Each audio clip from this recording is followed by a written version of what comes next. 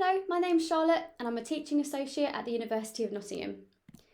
COVID-19 and the associated social distancing restrictions that have been employed to combat the virus have been found to have a significant impact on athletes' ability to conduct their sport-specific training. In March, many athletes found themselves abruptly isolated from their teammates and lacking motivation following the mass cancellation of competitions and disruption to their schedules, which are central to their identity as an athlete. While athletic identity is usually considered to be a stable personality trait, as a result of these sudden major changes, athletes may have experienced this as a threat to the degree to which they identify with the role of an athlete.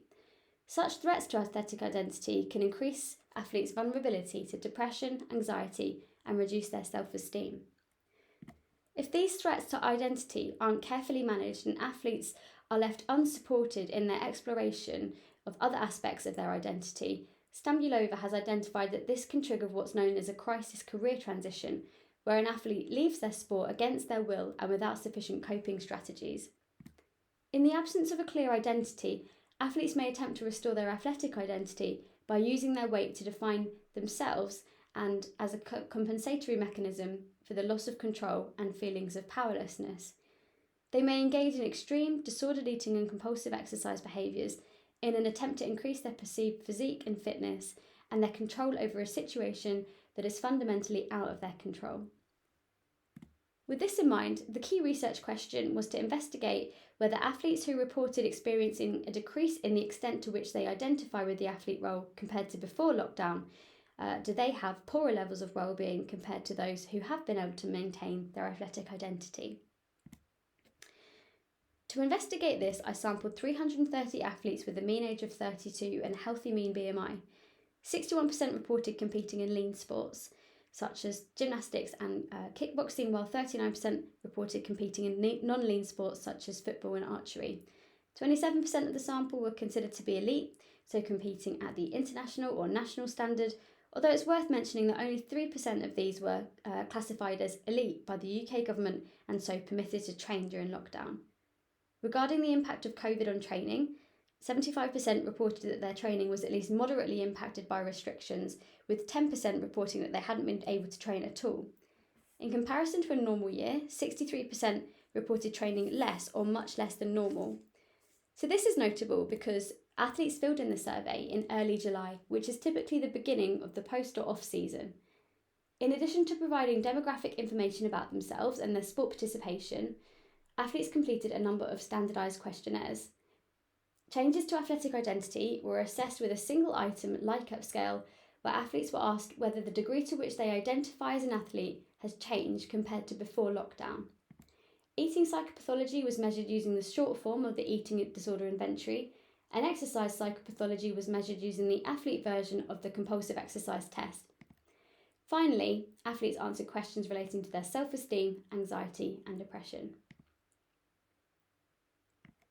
Athletes that reported the degree to which they identified as an athlete to be somewhat lower or much lower compared to before lockdown restrictions were allocated into the decreased athletic identity group, while the remaining athletes were sorted into the maintained athletic identity group. To control for potential confounds, these athlete groups were matched according to their age, gender, BMI, competitive level, and the impact COVID had on their training. Man-Whitney U tests of difference were then conducted to evaluate how these groups differed on the key wellbeing variables. There was strong evidence that athletes who had experienced a decrease in their athletic identity had poorer levels of wellbeing. Specifically, they reported higher levels of anxiety, depression, bulimic tendencies, body dissatisfaction, compulsive exercise for weight control, and lower levels of self-esteem. So this study was strengthened by its inclusion of a large sample of athletes balanced for gender and from a variety of competitive levels and sport types. Furthermore, by ensuring the two athlete groups are matched for key confounds of disordered eating and exercise, the possibility of differences being due to other factors is reduced.